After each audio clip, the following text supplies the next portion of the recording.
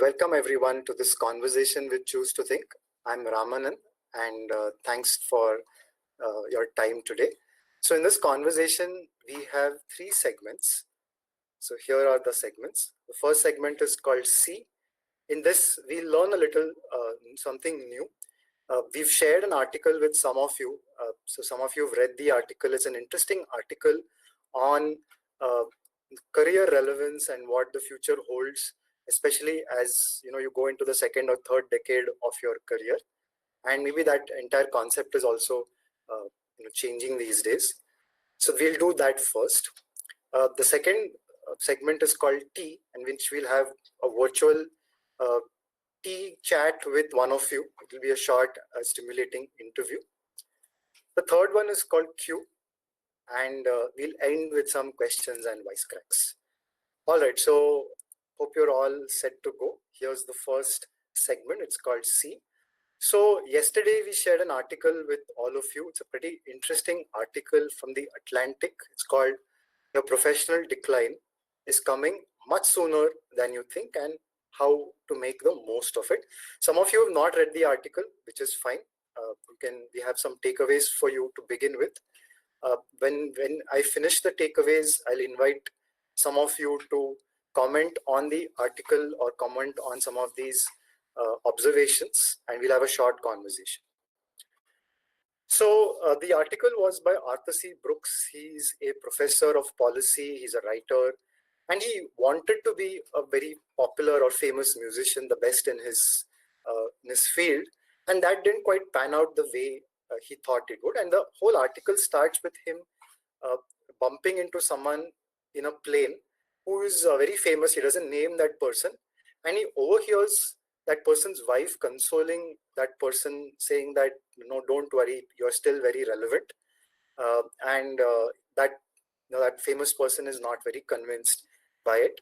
So this makes the author think about professional relevance, and like the graphic shows, when you are at the top of the heap, the slide can be much more swifter and unanticipated, and it will come sooner than you think, is what the author says. So the first takeaway from the article was that banking on something called as fluid intelligence can be a path to irrelevance. So what do we mean by that? So fluid intelligence is the ability to reason, analyze, and solve novel problems. Younger people are usually good at it. So you're a poet, you may find that you need to make these creative leaps. It comes, studies have shown, or studies of poets have shown, that their best works usually come before the ages of 30. Similarly, with leading scientists, sportsmen, we quite obviously can see that their physical peaks come when they are young, and there's a rapid decline. So these are all examples of careers that are built around fluid intelligence. So the first thing the author advises us is that if your career is built around this, then watch out.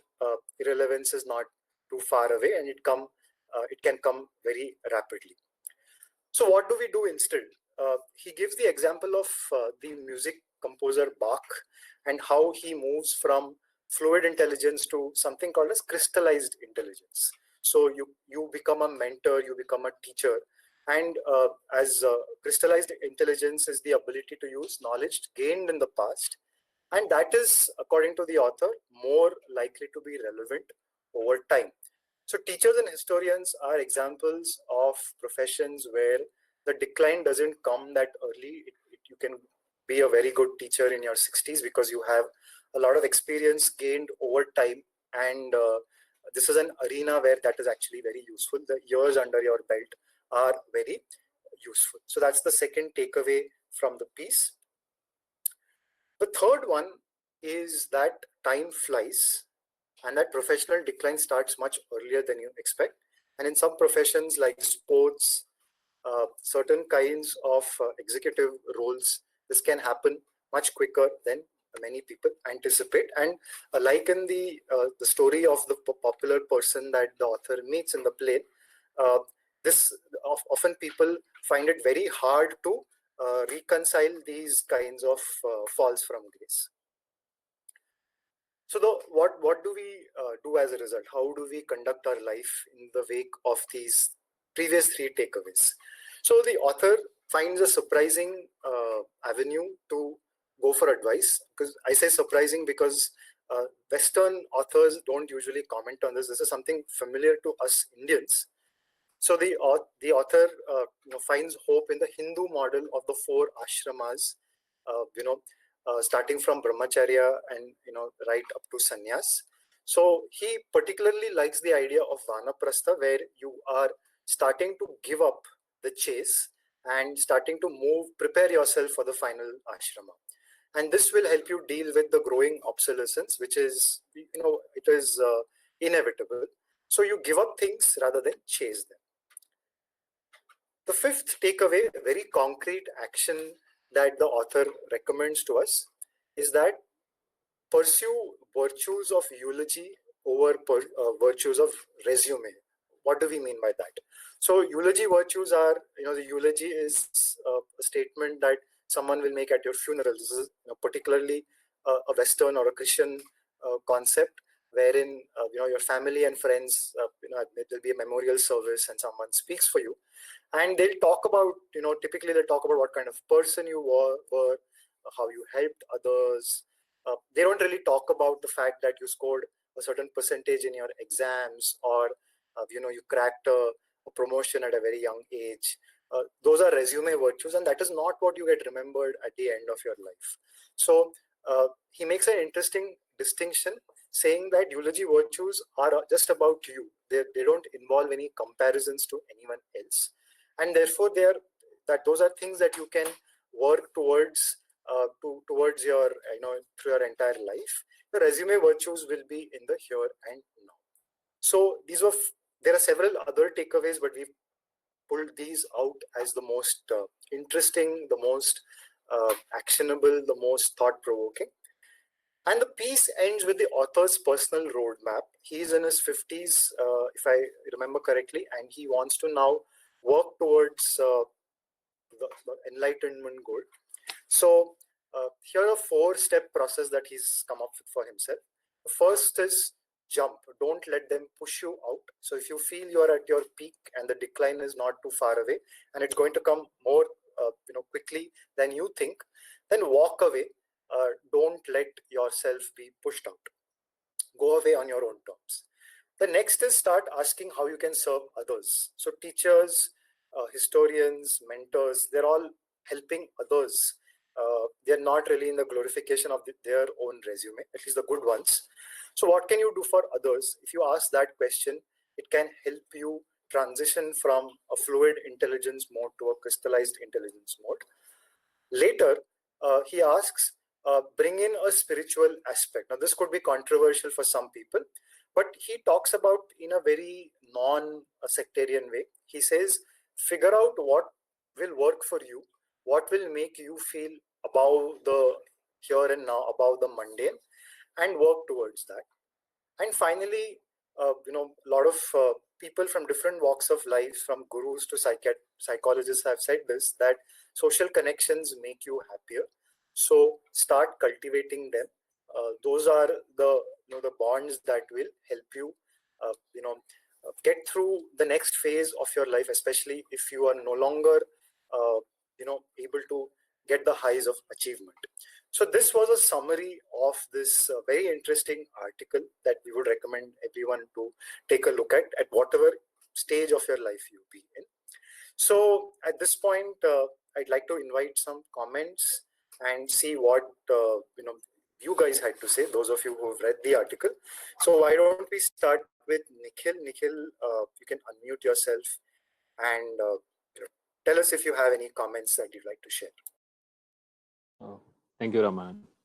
I found, there were similar takeaways to what you have presented. I found the other thing, which is the principle of psychoprofessional gravitation, as he has put it, a very important point, because you tend to, this is especially for gifted people or people who are achievers early on. Their ability to not disconnect themselves from their earlier achievements and hanging on to them can lead to substantially sadder, unhappy, for want of better words, unhappy lives when they actually see the decline happening. I think that was an amazing insight. I had not read about this before, though I sort of felt that it is quite possible that I was assuming that typically athletes or people who are in the sports field, because their peak is sort of the middle 30s or actually 30s, would be suffering from that unless they transition into very charted roles that they themselves build for themselves, make a place for themselves. And in that sense, somehow, I don't know, but I found, again, not my thing to come up with sports examples, but I really thought Dravid has made that transition beautifully. I don't know if he planned it, but I almost can read this article against him. From being at the top of his game, he obviously quit when he was drafted into the T20 team, which was again a rare thing, an absolute accomplishment for somebody who is not a one-day player. T20 is an absolutely unknown format. To going into setting up the under 19 cricket team, being their coach, setting up the cricket's feeding system to Indian in seniors team. I think he's an absolute embodiment of this kind of work in progress, and I would wonder how he continues. And this somehow felt to me like the most apt example of how somebody can conduct using this article as a template. So I found that beautiful. Right. Thanks, Nikhil. I think because sports analogies come very readily to us because so much of it is in the limelight, and so we see this entire transition. So you mentioned Dravid. You can actually go back and trace every. You have a lot of data points around his career, which is not true of many other careers, including our own. So very apt comment and observation. Trilok, is there anything that you'd like to add or a different? You like other sports, so is there anything else that comes to mind? Yeah, a couple of points. So to continue on the sports one, yeah, Dravid is a beautiful example. Another one who's idol for many of us is Anand. So he turned 50 last year and still continues to play at in the top level. So there have been some cries for his retirement, just like Federer and Tendulkar, the topmost people.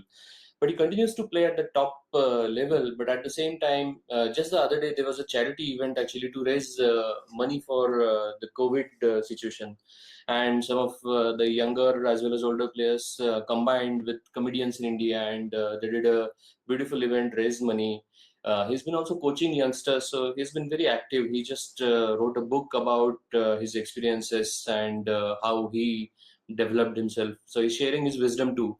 So yeah, these people are I think great examples if we follow quickly how they are going through this career transition and how they're responding to that. And regarding the other point, yes, the model of four ashramas from our culture is very interesting and apt. And I think also Dr. Anand Deshpande of Persistent recently blogged about it eloquently, perhaps as far as I remember. But sometimes I think in today's world, an additional challenge is careers are probably the graph is not the variation may be wider because of the nature of jobs. Things are in flux, new industries are emerging. The world is in flux overall. So I think sometimes that graph can be different and there can be cycles too. So for example, one can come back from a sannyas ashram to grihast ashram, and maybe one can find a late blooming career option. So there can be all kinds of cycles too, and one should allow space for that to happen, or one should acknowledge that in others too, that someone might seem to be on decline, but there's still a good chance that they might revive themselves and so on.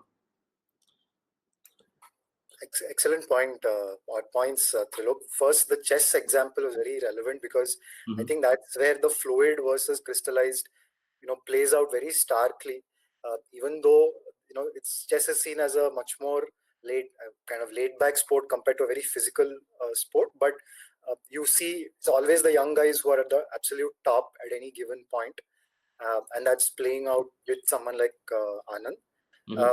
You also mentioned about Dr. Anand Deshpande, the founder of Persistent. I think that's a very relevant example here again because I think he's part of that same generation as the author himself.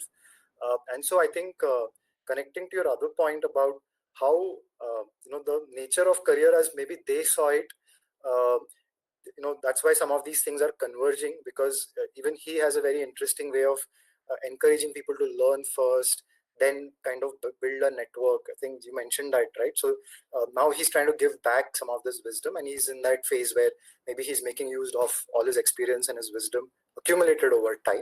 So very, I think, apt kind of relevance. And maybe this generation is going to discover a very different, maybe to kind of murder the analogy a little bit, a more agile form of of ashramas will come in, where people will take a break for some time and then come and rediscover a new version of themselves and go through the same cycle.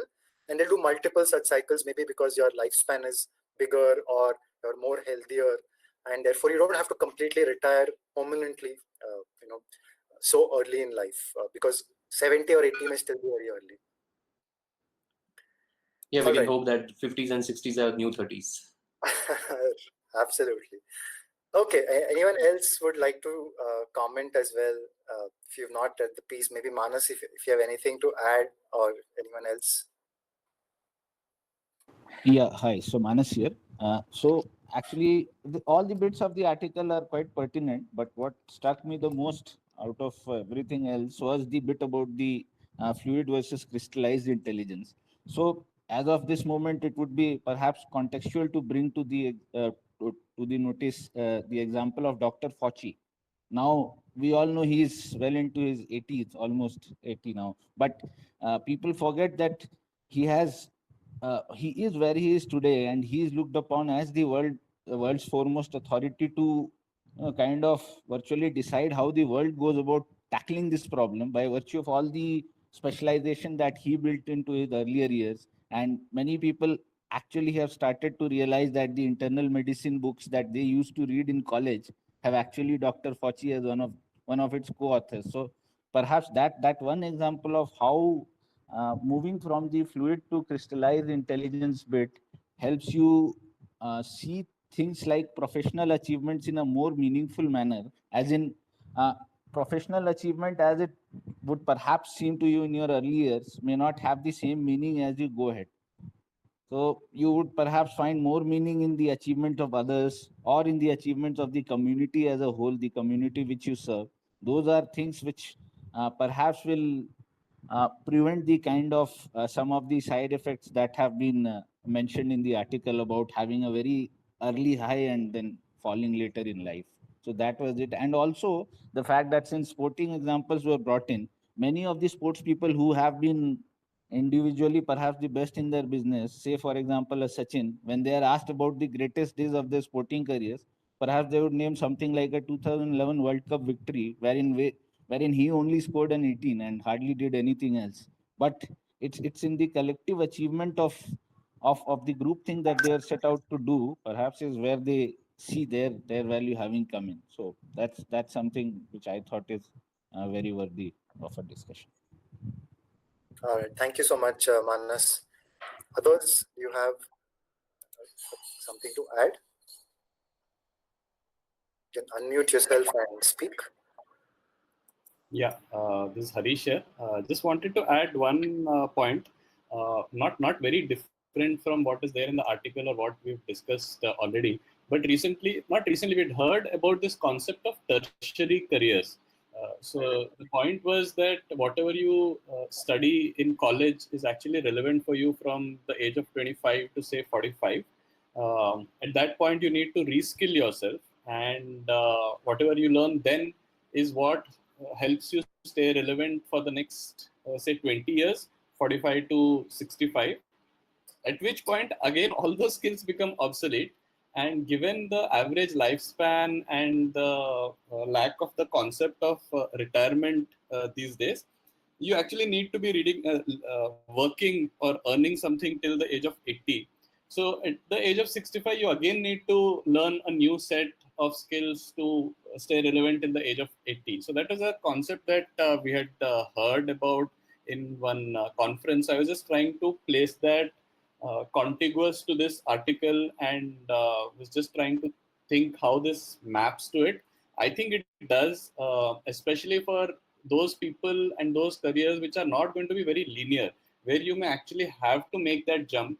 When you go to the secondary and tertiary, like the Vanaprastha ashram, where suddenly your physical capabilities are probably going to get diminished, and that's where you need to use other faculties, other capabilities and strengths, and that's how you have to pick and choose the right kind of secondary and then tertiary careers, where you're still optimizing for what you have, and also contribute something that only you can do to people around you and to the society in general. So I thought that was a nice parallel to think about along with this article.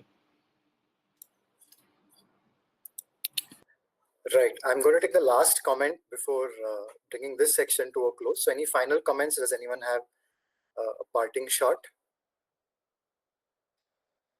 I'll give you 3 seconds to decide.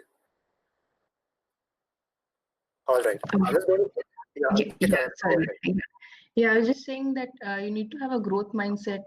You need to keep reinventing yourself. You can't be satisfied with just completing one goal. You need to have multiple goals in life. But at the same time, you can't define success as the traditional way. You need to have that sort of a mindset that success will come as you keep learning and growing your knowledge and keep reinventing yourself. So I think that was covered already. all right. Thanks, Ankita. I'm just going to close the section by calling one more sporting example, which I think ties a lot of these together. So someone like Sunil Gavaskar, who is arguably one of the the first major Indians to break out of he had an extremely successful career. He jumped at the time when people asked, why are you quitting? He famously quit when as he said, when people ask you why and not why not. And then he actually had a secondary career. If you see that career is actually far outlasted in number of years played. The commentary career has far outlasted the previous career that he had. And he's also been someone who's been ready to try out different media formats and so on. Maybe not like some of the younger guys today, but I found him to be very interesting. He could have easily just sat on that, but he's actually had a very successful and a much longer secondary career. Maybe he's plotting a tertiary career right now. So on that note, thank you so much. That brings us to the end of the first section. So is there something ahead of us? Is there a second peak waiting for all of us? We will find out in maybe a couple of decades. So let's plan to meet then. So let's move on to our second section. It's called P. We're going to have a short conversation in 5 questions, and we have Manasdeep with us. So Manasdeep, can you just give us a 1-line or 2-line introduction to who you are and where you come from before we start with the actual questions? Yeah, sure. Hi, everyone. Manas, I'm from Ranchi, moved to Pune a couple of years ago after having done all my education and my schooling in Ranchi. Wanted to be a cricket umpire of all careers. That was my dream profession when I caught a David Constant book I think when I was 6 or 7. That has stayed with me since, and unfortunately ended up as an engineer. But that has given me the chance to become a generalist, which I like rather than being a specialist. That's it. All right, great. Another good example of a lot of people have become umpires later in life. So I'm sure you'll come back to it soon. All right, so here are the 5 questions. We'll just do this in rapid fire style, and I will maybe ask a few follow-up questions if needed. So because we're talking about tea, are you a tea person or a coffee person? Tea, definitely tea. And do you have a favorite flavor, brand? Since you come from Ranchi, you're from that part of the world. So any preferences? Unfortunately, Ranchi stopped growing tea before I was born. But yes, I do love kahwa. All right, great. Second question, one book that changed the way you think? That has to be How to Win Friends and Influence People. Okay, and tell us more what lesson from that has stayed with you? At least in the field in which I work, virtually all of what you put your efforts into will actually result into something useful only if the team does it well. And when you say team, even if it's a team of two, ultimately it's a function of how well you gel together, how well you are able to kind of fill in the cracks if there are any, by first giving the other member of the team basic respect and trying to understand their point of view, if at all they come to a contradictory conclusion as against you do in certain aspects. So I think that book is, it's actually it's like a bank full of precious things. Each and every page of that book tells you so much on how you can get so many things done without even actually moving. So it's just the way you behave with people, it's just how to conduct yourself in general that can, I think, yield remarkable results as against when you try to accomplish things yourself. And what's been the hardest piece of advice that for you to implement? The hardest piece of advice, not necessarily from that book, but uh, it's to keep emotions aside when taking decisions in business. All right. Perhaps it comes from the context, the Indian context which we come from. Sure. All right. Question 3. Since we were speaking of obituaries earlier, have you ever attempted to write your obituary? I'm inclined to. We had discussed this with Harish the week Right. before the last, but like most things in life, I think this is one on my pending list. So Okay. What about a Wikipedia article? Would you write a Wikipedia article for yourself? I would love to. Yes, I'll have to think a lot about writing good things in there and only good things. But then, yes, would be All quite right. a thought. We're sure you have enough material. Question 4. What's one thing you wish you could unlearn and relearn to do?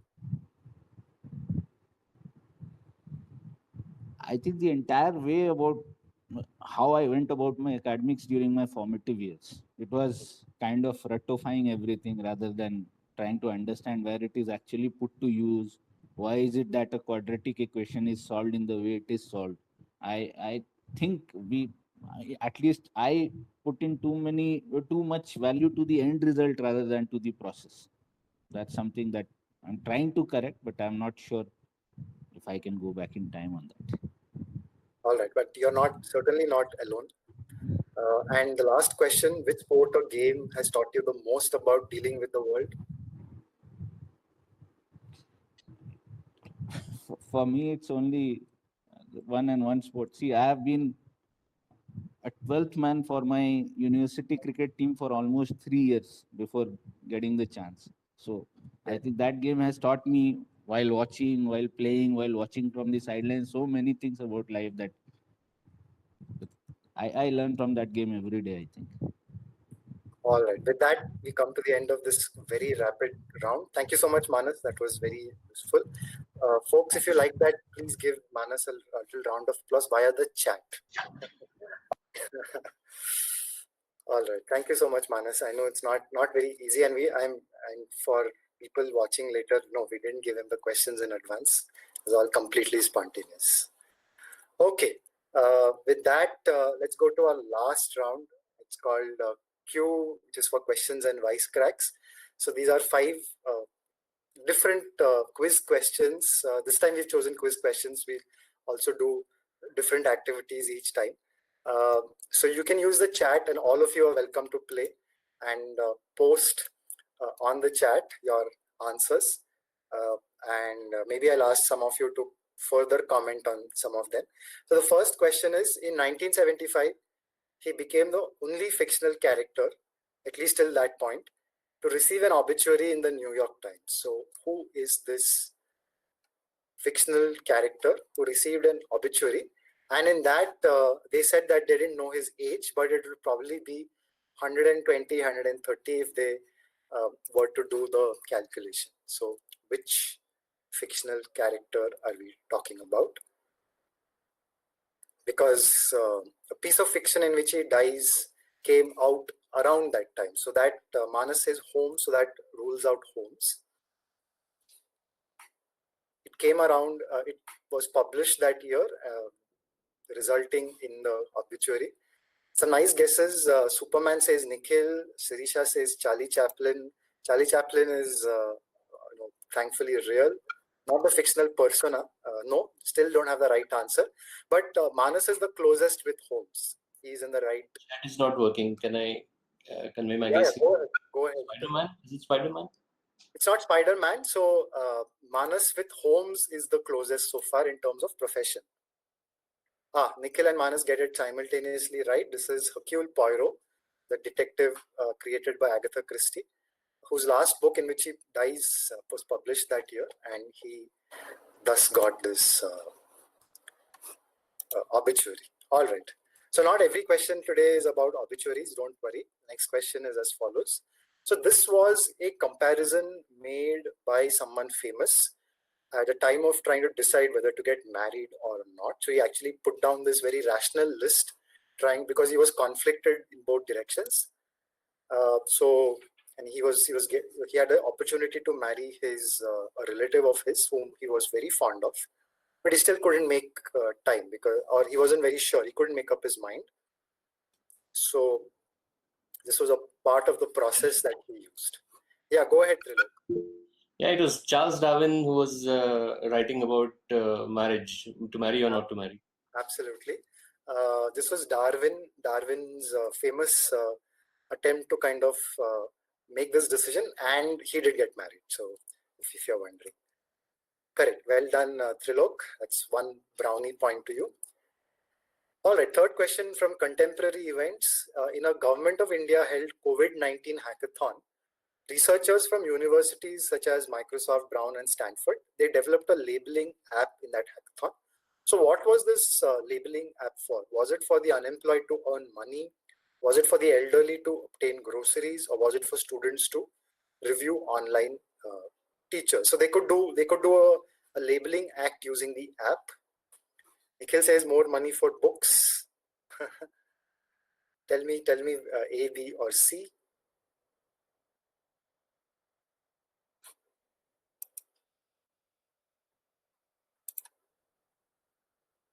Just waiting for your answers to come in, and before revealing the answer. Sirisha says B, something for the elderly, and Nikhil also thinks it's the same. Manas thinks it's C, for students. How about Harish, Ankita, Sanasi? Do you want to try? A, says Harish. Let's get the last votes in. I think Ankita says A as well. All right, the answer is indeed A. So you're at home, you can't go to your place of employment. So those of you who know of these crowdsourcing or Mechanical Turk-like apps, so they try to create an app such that you have a labeling task that you can use in machine learning and other such domains.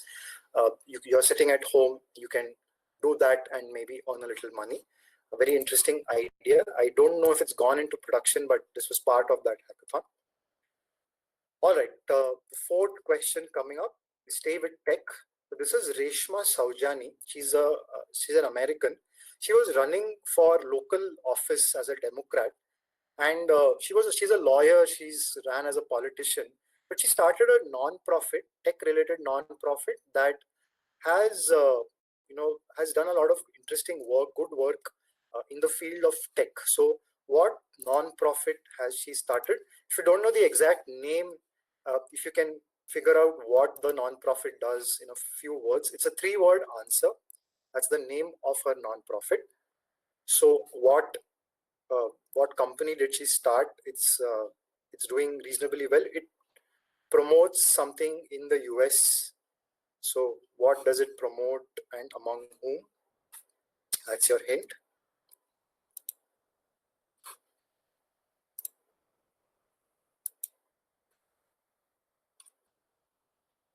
And since this is the second last question, you can also unmute yourself and speak. Manas asks whether it's learning for the disabled. Sanasi and Sirisha are, I think they've got it right. I'll give it to them. Sanasi is closer. Sirisha is almost on target. So this is called Girls Who Code, and it aims to promote STEM, especially programming and computer science among girls in the US. So a non-profit that is making waves. Here's our last question for today's session. This is a famous 1982 message board post in which a person called Scott Fahlman said, I propose that the following character sequence for joke markers. He says something and then he says, read it sideways. So an easy one to end on a happy note. What did he propose? Nikhil, not quite emoji, but the precursor. Yep, Nikhil, I think, gives me the right answer, as does Ankita. It's the emoticon for smiley, and then the whole range of emoticons came out after that. But there is evidence for some of this being done in the past as well. But Scott Fahlman had the advantage that he was on the internet when he said this, so he gets credit for the first emoticon, as Nikhil also points out. So on that happy, smiley note, we thank you so much for joining us on this conversation with Choose to Think, and we'll see you soon in the next episode. Thank you so much. I'm just going to stop recording for now. And Manas' final shot is that Bach had several children. Yes, read the article and we'll find out which of those kids tested him as well. See you. Goodbye.